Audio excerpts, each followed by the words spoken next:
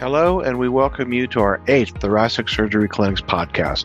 Published for over 34 years, Thoracic Surgery Clinics is a quarterly publication consisting of review articles devoted to a central topic important to general thoracic surgeons. The series and the podcast can be found at www.thoracic.theclinics.com. I'm John Vasallo, the managing editor of the series here at Elsevier, and for this 8th podcast, we will be discussing selected articles from the February 2024 issue on the professional lifespan, from residency to retirement. As the editors state in their preface, this issue dissects the multifaceted professional odyssey that cardiothoracic surgeons embark upon, beginning with the transformative period of residency and fellowship, advancing through the dynamic and diverse landscape of early and mid-career surgeons, and culminating in the contemplative years of alternative to clinical medicine and into retirement. Here to discuss selected articles from this issue is one of the guest editors, Dr. Jenny Ha, Assistant Professor of Thoracic Surgery in the Department of Surgery at Johns Hopkins in Baltimore, Maryland. Leading the discussion will be our Consulting Editor of Thoracic Surgery Clinics, Dr. Virginia Lytle, Chief of Thoracic Surgery at Stewart Medical Group in Brighton, Massachusetts. Welcome to both of you, and over to you, Dr. Lytle. Thank you, John, and welcome, Dr. Ha. Can you guys hear me okay? Okay. Yes. So I would like to thank you so much, Dr. Ha, for putting this issue together. I know your colleague, Dr. Stephen Yang, conceived this idea and then invited you to co-guest edit it with you. He had been thinking about it for a while, and I'm so glad it came to fruition.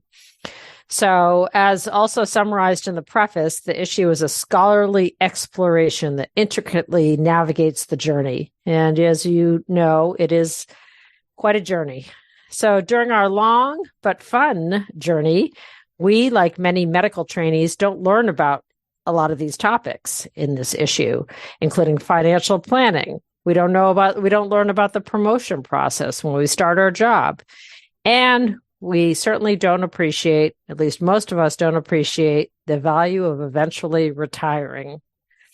So our guest editors, you and Dr. Yang, who was not able to join us today, proposed a roadmap, and you invited experts in these diverse arenas to author the submissions.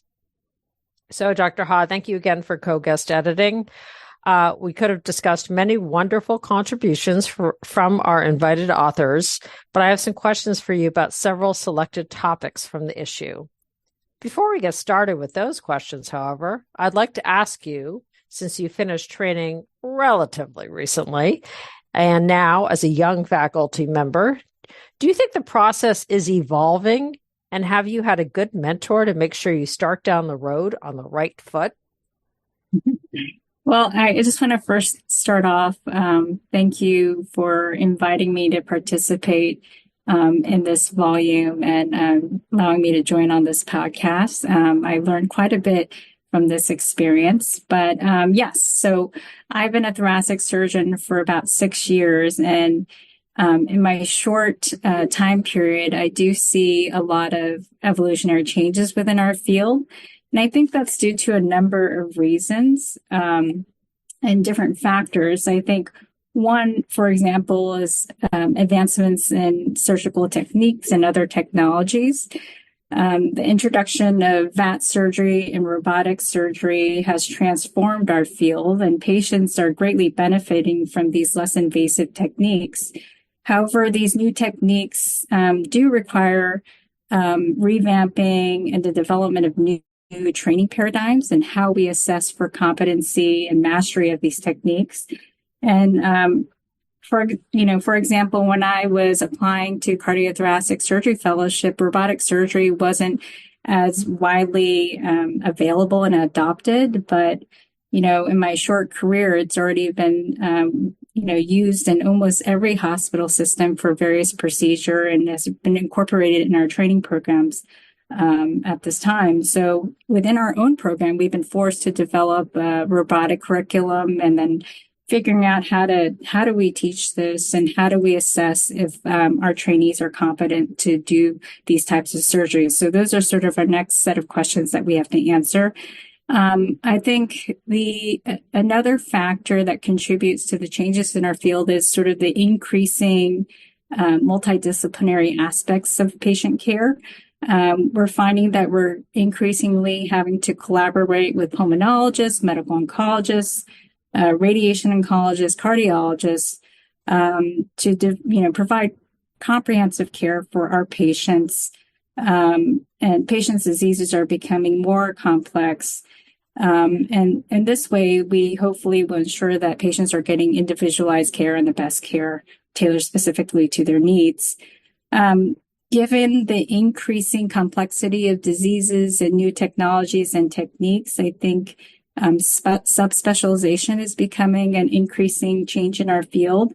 Within even thoracic surgery, surgeons are specializing in just doing minimally invasive techniques or thoracic oncology or esophageal surgery.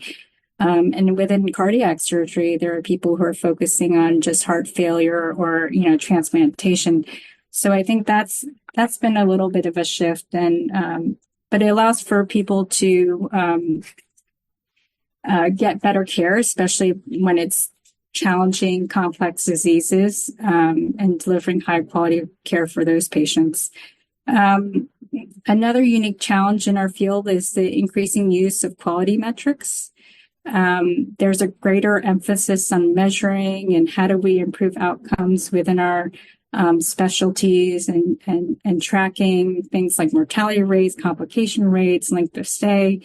And some of this data is becoming more public. So how do we kind of reconcile the need to be transparent with our outcomes, but utilize this data in ways to ensure that it's kind of moving the needle forward in terms of improving the quality of care and high value care for patients.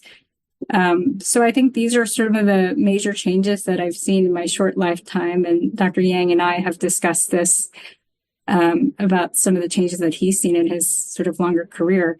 But hopefully, this thoracic surgery clinics book chapter series will kind of elucidate some of this so that people are better aware to navigate through their career as it changes. But as a early career surgeon, certainly I have tremendous mentors, Dr. Yang being one of them, Dr. Rich Bottafrano being another. It's extremely important to have these sorts of people in your life because, you have no idea what to expect in your first job. There's a lot of things that you're not taught as a trainee, especially when it comes to navigating the academic process and academic medicine. And it's extremely important to have these people to help build your confidence, not only in your clinical skills, but to guide you to figure out what your niche is going to be, how to navigate some of the challenges that you'll first experience in your early career. And that's one of the reasons why I stayed at Hopkins, is to have that sort of support and certainly bypass a lot of other lucrative opportunities in the country. So I think it's extremely invaluable and priceless to have good support and mentorship when you first start off. Great. Thank you. And I completely concur. One of the big challenges, of course, is many trainees, when they graduate, they may take jobs where there isn't a senior mentor, and that I, like to give a shout out for mentorship programs. For example, women in thoracic surgery, it's relevant to you and me, that there is so much value in those because there are a lot of surgeons who finish and take jobs in parts of the country where they're already the senior surgeon, it's kind of crazy. Yeah. So, I think you're very fortunate, and I'm glad you got off on the right step with strong mentors. So. Yeah. All right. So let's move on to some of our specific topics. You invited Doctors Emilio Wong and Taryn Amani from Honolulu to explain how to become a cardiothoracic surgical educator. And it's a valuable topic, of course, for those of us who choose the academic path. as often the educators do not get appropriate credit in their own institution and in the promotion process. And that has changed a lot. So first question is, would you briefly outline the educator's pyramid that was in this chapter and why it was established and how it's used? And what are the benefits of becoming a master educator, which is at the apex of that pyramid? Yeah, I think they wrote an excellent chapter because this is sort of a new pathway in academics. We all, as surgeons and academics are expected to teach, but not all of us are great teachers. And sometimes we need some additional training, but certainly the ones that are great teachers certainly need more recognition for their efforts.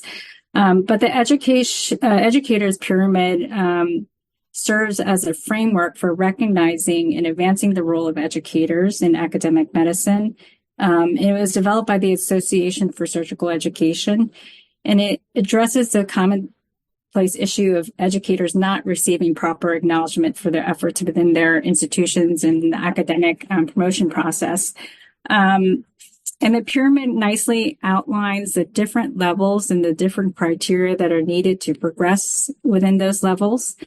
And it's just a useful framework to assess an educator's contributions and achievements in teaching and mentorship.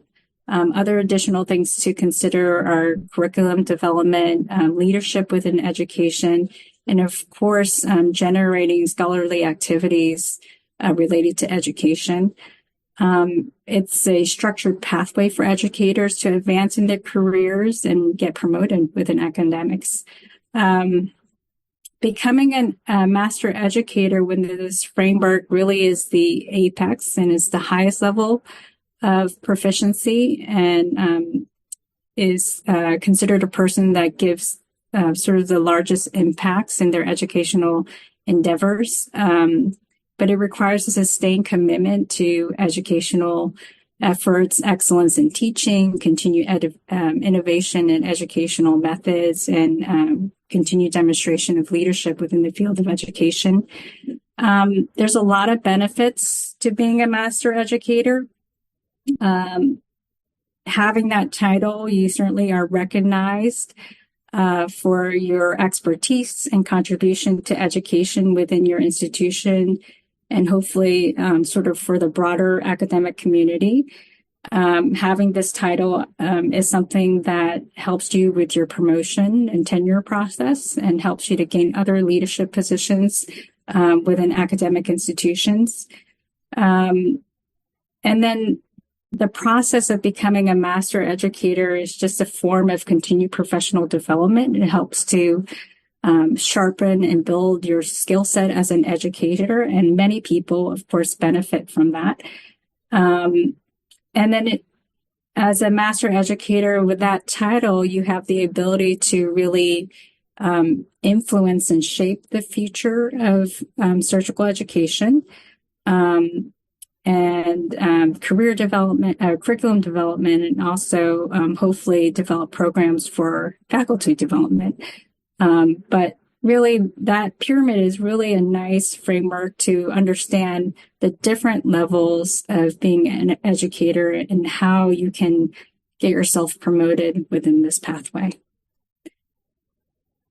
Great, thank you. At your own institution, do they encourage some individuals to pursue some of these courses that are available? Do you know? Have you heard anything about it from your chair maybe, or some faculty members? Yeah, I mean, it is a promotion track within our institution.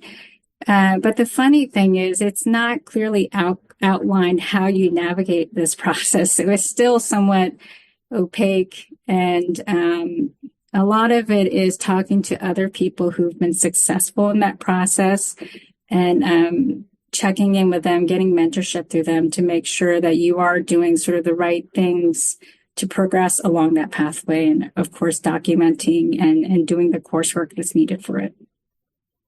Yeah, and I feel like if you're in a department of surgery, if you're a division in the department of surgery, you might have colleagues that are familiar with this because of the ACS Surgeons as Educators course, for example. Yeah. If you're in a department of cardiothoracic surgery, I don't feel like it's as out there, probably because we're all busy with a lot of other things too, but it is so valuable, and hopefully it will continue to become viral in that space as well. So, all right, moving on to another chapter, a topic that you wanted to address, and that is navigating the promotion process. So you invited Dr. Sang and Dr. Boskovsky from UCSF to write about this. And for those in academic positions, again, there are multiple tracks to climb up.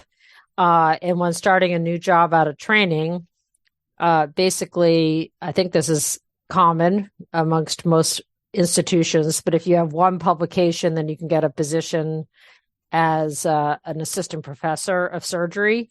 And then, you have to work hard from there. If you don't have that, I think you might be like a clinical instructor or something, but regardless, it depends on your specific institution. So how do you start off on the right foot when, let's say, you get that assistant professor of surgery position, and then you obviously want to operate right out of the starting gate, and you probably want to teach and stuff.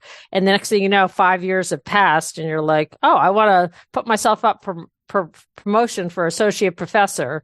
And then you have someone from the promotion committee review, or someone in the promotion office review your CV, and they're like, you're not ready for that. And it's like, how do you start off on the right foot? What is your advice for folks? Oh gosh, yeah. I mean, I thought this was a hugely important chapter that nicely outlines this process. Of course, it differs amongst institutions and depending on what sort of promotion track you're going down. But to really start off on the right foot within academic medicine and make sure you're on track for promotion requires a lot of strategic planning and consistent effort towards professional development. I think one of the biggest thing you can do is really to clarify expectations, not only talking to your direct boss, but the Department of Surgery chair, but really honing down on what are things that need to be achieved to be considered successful in your position. I think at our institution, we have something called the Gold Book that all of us receive once we start our position there. To be frank, I did not read it because I was just overwhelmed with just trying to navigate my first year as an attending. But having some time to review it was enlightening, because it gives you sort of a overview and scope of the criteria and expectations needed to be promoted. And actually does a very nice job, although there are still things that are somewhat unclear exactly how you get promoted. I mean, it seems like there's no one cookbook or recipe that works for everybody. So I think understanding that and also seeking out advice from mentors and regularly checking in to make sure you're still achieving your goals is highly important. We also have two fabulous academic development chairs, one of who you may know, Dr. Lawton, Jennifer Lawton, and the other is Artie Mather. And they've done a lot of work to try to demystify this promotions process with webinars and regular meetings with members from promotions committees. And they go over sort of, this is what people who've been promoted from assistant professor to associate professor, these are the number of papers they wrote, the number of grants they had. And so really being specific with what was successful for those folks. And that was very helpful. But I think the biggest thing is really, if you have something like the Gold Book, sitting down and reading it and going over that criteria and then regularly checking in with your mentors and your sort of direct bosses about what it means to be successful. In addition to that, if you sort of have an overview and understanding, is really setting goals for yourself, both short-term goals and long-term goals, and making sure you achieve that in a timely fashion. In academic medicine, no matter what pathway you choose to go down, I think it's important to publish regularly and continue to prove that you are contributing to the field of medicine and advancing the field of medicine. And obviously, if you're planning to do education, really working on those efforts that we had talked about before in the previous question about the education promotion track, trying to follow those guidelines and going up the ladder of the education pyramid. Other things that institutions look for is service. So being part of committees and demonstrating your ability to be an effective leader, whether it's committees within your institution or sort of broader and professional societies is very important. And one practical thing is to really keep up with your documentation of all the work that you do. It's so tedious, but quite important, and you don't want to leave that to the last minute. And I think every little thing counts, which is something that I didn't realize. Yeah. It could be very tedious if you're trying to do it, say, in a few weeks or something, because you have a deadline for the promotion committee. That's all excellent advice. And I agree, starting out, you want to know which buckets you need to be filling. And one of those other buckets, which we sort of referred to earlier, was mentorship. So you want to keep track of those that trainees or junior faculty that you have mentored too, and then where they go too. You don't want to say, you don't list the people that you just wrote a paper with and then they disappeared. You don't even know where they are now. Right. That wouldn't really count as good mentorship, I don't think. No. Good co-authorship, maybe. And then also being involved at, starting off at the regional level, the local level, and then the national level. And then when you want to become a professor, you really have to be recognized internationally at the majority of institutions. And again, not every institution has as strict criteria as some. I won't name any other places in Boston that have very strict criteria. But yes, I mean, starting off at the gate and keeping up to date with your CV and finding out how the CV is going to needs to be formatted for when you do submit it, so that you don't have to go back and reformat it at the last minute as well. In the beginning, you can keep track of your abstracts, but in the, after a few years, it doesn't really matter about your abstract presentations. It does matter about your talks. So you want to keep track of those, obviously, again, at the local, regional, national level. And publications and funding are obviously very important. And seeking mentorship about which committees to join, and with reference to quality work and outcomes work, that is a very valued category now. So people don't really think about getting involved with that. Maybe some more of the residents do nowadays for projects, because they're not like working at a bench, pipetting things. You're doing outcomes work and it's more desk work. So, and understanding large databases and things like that. So that's all very valuable. And promotions committees do appreciate that as well. And as well as helping you get promoted internally to lead a committee too. Right. So getting your name out there. And but I think it's important to find things that sometimes you can be given all these opportunities and you have to select ones that that you'll be successful in contributing and completing whatever task is given, but also something that aligns with what you really want to do, what sparks your interests. I think it's incredibly hard to do some of these committee work if you're not that into it, and that probably hurts you more than benefits you in the end. Yeah, that's exactly right. You want to pick what you're passionate about, what you enjoy. I mean, we spend a lot of time working, so might as well enjoy what you're doing when you're working. So, and it is still work, because it's all volunteer. A lot of it's volunteer work, but if you like it, that's gives you joy. So, all right, another topic that you invited our expert an STS PAX cheerleader, Dr. Keith Nonheim, to write about was integrating advocacy into your practice. Few of us think about this topic or have time to devote to patient advocacy or general reimbursement obstacles at the Washington level. But obviously, this is a very valuable topic for everyone. So Dr. Nonheim lists 6 evolving trends and influences in healthcare delivery and the nature of healthcare itself.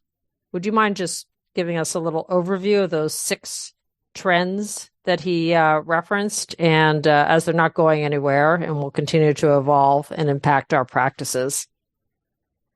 Yeah, certainly. I mean, I think Dr. Nonheim wrote an excellent chapter on advocacy. I learned quite a bit about it, and finding that it's something that we should all be more involved in. But some of the trends and influences that he's noted in the chapter that really impact our medical practice and patient care, I'll highlight. So one thing he starts off with is the decline in the physician workforce. And the Balanced Budget Act of 1997 apparently set a limit on the number of residency spots in our country. And the same number of physicians are retiring, but there's still a fixed number of residency spots. So number of physician supply has been steady, but the population in our country has grown quite a bit. And so we are sort of at a point where there's sort of this imbalance of healthcare providers, and not enough people basically to take care of this growing and Asian population, which will certainly lead to physician burnout because we're going to be overworked. But ultimately, this will impact the quality of care that we deliver our patients. In addition to the growing population is patients are getting older. And as we know, older patients require more healthcare resources and thus generating more healthcare costs. A lot of these patients are part of the Medicare program. And so all of these add to the expenditure of the government. So that, in addition to the lack of sufficient amount of physicians to take care of these patients and the growing costs, is going to create these forces that try in their best efforts to control costs and improve quality outcomes, but I think in the end really don't work.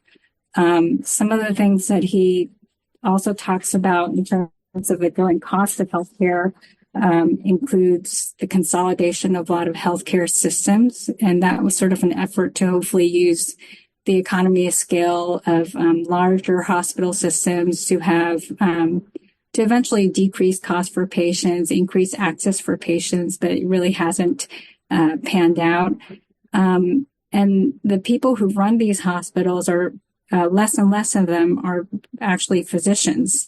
More of them have more business-minded or business-centered degrees like MBAs and Masters in Healthcare Administration. And so the foundation of, I guess, a physician running a hospital and then a hospital that's run by someone with the MBAs, the incentives and motivations are slightly different. I think someone with a business background may focus more on profits, which, is something that we have to, maintain profitability in order to keep the hospital running. But does contribute to the increase in costs, and there may be less focus on providing more affordable, higher quality care for patients. And then newer technology, newer therapeutics, these are all very expensive things, and they also contribute to the increasing healthcare expenditures. So it sounds very dismal. I think his chapter really highlights the need for us to be more involved and being part of the conversation as a whole to prevent this from spinning out of control even more. Yeah, I totally agree. And it is very hard to get busy surgeons involved in this. Yeah. But he doesn't stop trying to recruit, and that's good. And I'll just ask everyone to contribute to the STS PAC too. So to quote Dr. Nonheim, it's not too much to expect us to give back when we can, and we all should give back. So he means this has multiple meanings. So do you have any recommendations about, I know it's very complicated, but how do we as cardiothoracic surgeons come together to have a positive impact on, again, what seems like a negative influences? Yeah. I mean, I think a good place to start is within our own professional societies. We already have sort of structured pathways to be part of this conversation and hopefully make impactful changes. So I think that's a good place to start to connect this with policymakers, stakeholders that can really make changes for not only for our well-being as physicians, but for the future of our, whole field in surgery and also our patient care. I think we need to do a better job of engaging and educating our trainees and residents about these issues. I think mentorship programs and educational programs geared towards trainees and highlighting advocacy efforts is really important. Research, I think you can't really you make more powerful arguments with data. So I think doing research and finding new innovative ways to decrease cost or deliver more effective care, I think is important. On a smaller scale, I think as individuals, we can just engage with our own local community a little bit more, whether that's being part of various community outreach programs or other mentorship programs with non-medical professionals and other sort of public health initiatives, I think is important. And collaborating with other disciplines. I think working with people outside of our field really sparks new ideas and innovative ideas that hopefully will benefit our, field of cardiothoracic surgery, but, for the greater good of society. Yeah, those are all excellent suggestions. And maybe we should try to influence some of our general surgery residents or CT residents when they do like academic development time, as we call research time nowadays, to pursue a focus in these areas. So those are all excellent suggestions. Thanks. So the final chapter, appropriately, in the issue is called The Exit Strategy by one of your colleagues, Dr. Bill Baumgardner. And several reasons many of us pursue this career that we all have pursued is the challenging and time-intensive career of cardiothoracic surgery is that we find joy being in the operating room and taking care of patients, making people better. Of course, there are some people who do it because they like the financial benefits and the social prominence. But many of us choose this career because it also provides us with a purpose in life. And in addition to the joy, but having a purpose drives many of us. So whatever drives you, many share the common wish not to stop because we like to have that purpose until we're not around anymore to have a purpose. So this is like our professional identity. On the other hand, as Dr. Baumgardner shares with us, I suspect the idea of when we can retire is already on the minds of some of the newer generation of millennials. And perhaps this is changing a bit. And I wouldn't be surprised if this chapter would not be, that enlightening to them. Like, of course I'm going to retire sometime. And of course I'm going to live in Florida with my wife and play golf every day. But as Dr. Baumgardner writes, retirement is not generally taught as it's personal and individualistic. And then he goes on to advise, of course, it's best to have a plan, which kind of makes sense. And we're all used to making plans, right? That's how we got to where we are. So it's a truism indeed. It's in our nature to have a plan. So what are some of the salient points of Dr. Baumgartner's contribution to this issue? Like, what's some take-home messages that really impacted your thoughts on this topic? Yeah. I mean, I think what you say is true. A lot of us, our career is huge part of our identity, and it's why we wake up and show up every day. I have not thought about retirement, so I wouldn't. No, you're not. You don't have to yet. Totally. Yeah, but when I ask myself now, like, what would I do if I wasn't operating? I don't have an answer for you. It'd be a difficult question to answer. But I really enjoyed reading Dr. Baumgartner's chapter. It was deeply personal about his experience, and but also practical at the same time.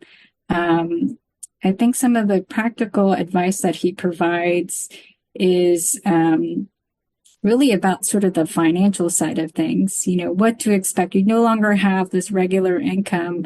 But how do you plan for the future when you're not working? I thought that's super important. It's never too early to start saving for your retirement. You never know what life will throw at you. And then I think the other interesting thing that he talks about and explores is how to still be engaged with the medical community when you're not a practicing surgeon or a practicing physician. And fortunately, Hopkins has some programming available for senior surgeons and physicians to still engage, because they have a wealth of knowledge and experience, and really are a great resource in terms of mentorship. And it allows people who've retired to continue to contribute and feel fulfilled. And I think that type of work will certainly leave a huge impact on the next generation of physicians that come through. Oh, great. So I appreciate you giving some really thoughtful answers to all these questions. Do you have any final thoughts you would like to share on this non-clinical but essential issue of thoracic surgery clinics? Well, I just want to express my gratitude towards you and the publisher and Dr. Yang for giving me this opportunity to participate in this project. And I really want to extend a big thank you to the authors who contributed exceptionally well-written and informative and thoughtful chapters. Their insights are undoubtedly are going to prove valuable for all of us as we navigate through different parts of our career. And I believe that this book will serve as a guiding light for cardiothoracic surgeons at any stage, and hopefully will help them to find fulfillment and success in their professions. Yeah, I totally agree. And I want to thank you, Dr. Ha, and thanks also to Dr. Yang. And thank you to all the authors for their time and contributions. Thank you for joining us for our 8th Thoracic Surgery Clinics podcast devoted to the professional lifespan, from residency to retirement. The 4 articles discussed, as well as 10 others, are in the February 2024 issue, Volume 34, Number 1. The series is available for individual print or online subscriptions. Visit www.thoracic.theclinics.com to subscribe. The series is also on the Elsevier digital platforms Clinical Key and Science Direct. Be sure to follow us on X/Twitter @Surgical Clinics, and you can find our podcast on YouTube and your favorite audio streaming platforms. Thanks for listening.